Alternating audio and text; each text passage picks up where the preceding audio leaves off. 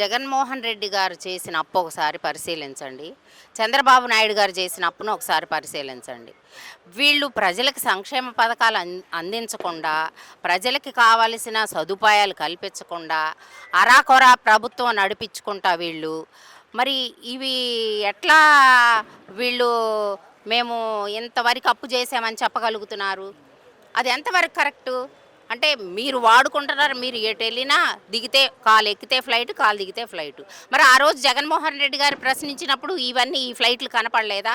ఇప్పుడు మీరు తిరుగుతుంటేనే ఫ్లైట్లు అంటే మనం చేస్తేనేమో శివ పూజ, వేరే వాళ్ళు చేస్తే ఏదో అంటారు కదండి. అట్లా ఉంది మరి చంద్రబాబు నాయుడు గారి కూటమి ప్రభుత్వం. వాళ్ళకి సాగుతుందని సాగించుకుంటున్నారు. బుద్ధి చెప్పే రోజులు ఖచ్చితంగా ప్రజలు దగ్గరలో ఉన్నాయని మళ్ళీ ఒకసారి చంద్రబాబు నాయుడు గారు కూటమి ప్రభుత్వానికి మళ్ళీ మా వైసీపీ పార్టీ తరఫున మేము గట్టిగా తెలియపరుస్తున్నాం. అట్లనే మీ ఇప్పుడు జనసేన ఎమ్మెల్యే గారు చేసిన భాగవతాన్ని దీన్ని ఎలా చూస్తారండి? దీన్ని పవన్ కళ్యాణ్ గారు కూడా ఏం సమాధానం చెప్పకుండా కారుకి వెళ్ళిపోయారు. దీన్ని ఎలా చూస్తారు? పవన్ కళ్యాణ్ గారే సపోర్ట్ చేస్తున్నారు కదా. అయ్యా అట్లాంటివే కదా పవన్ కళ్యాణ్ గారికి ఇష్టం.